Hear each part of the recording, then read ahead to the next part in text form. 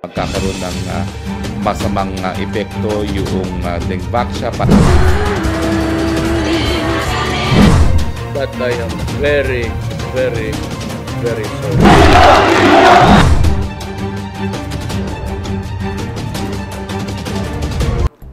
Time to know the news of the week. I'm Ria Fernandez, and this is the MB Rundown.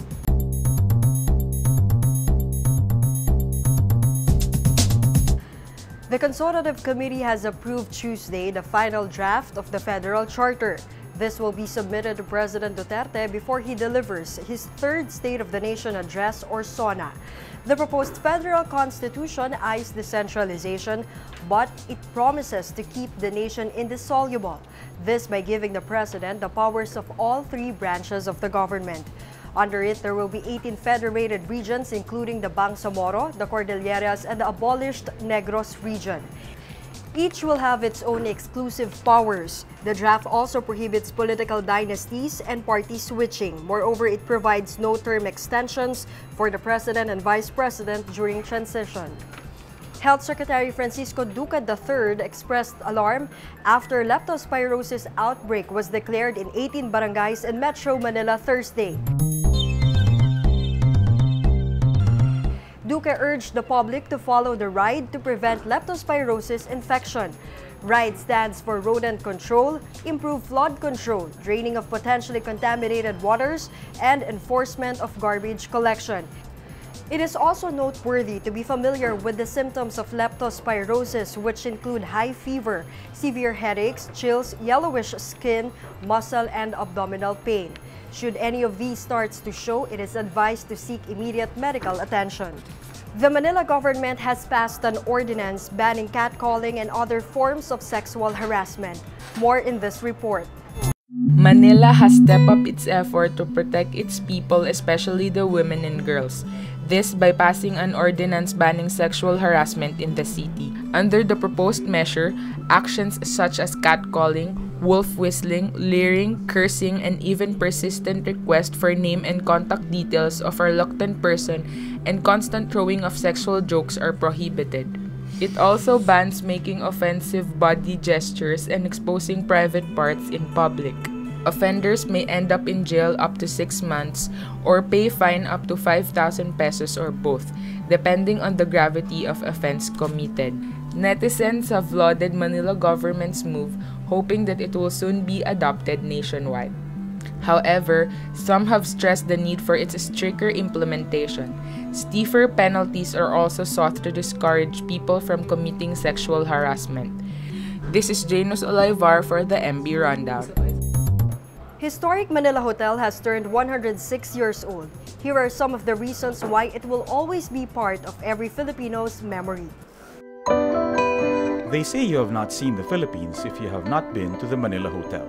True enough, for the 106-year-old hotel has been a home to many generations and a witness to several occasions that shaped Philippine history. In this same hall, the Grand Fiesta Pavilion, President Manuel Quezon hosted a formal dinner for the celebration of the Philippine Commonwealth in 1935. The Manila Hotel also once became the residence of American General Douglas MacArthur, famous for his "I shall return" remark sometime in the same year.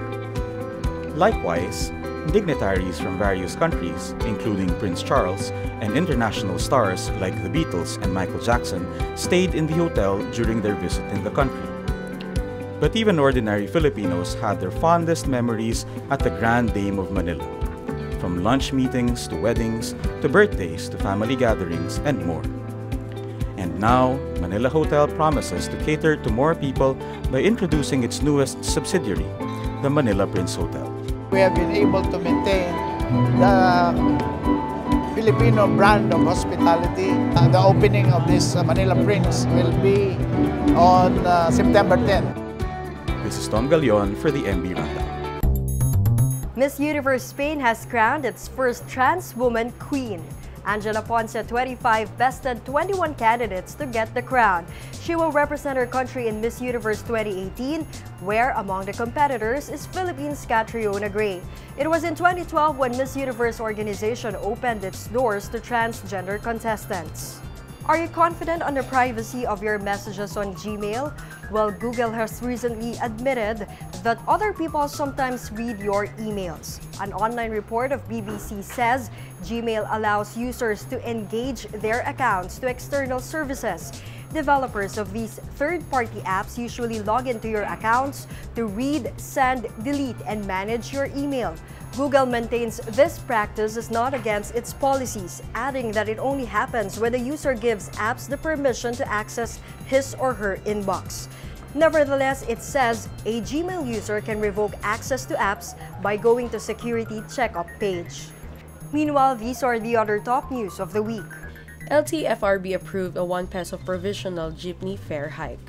From 8 pesos, the minimum jeepney fare will now be 9 pesos. In 2017, 5 transport leaders asked LTFRB to raise the jeepney fare, citing higher fuel and spare parts prices. A brawl erupted between Gilas Pilipinas and Australia during a FIBA game in Philippine Arena on Monday.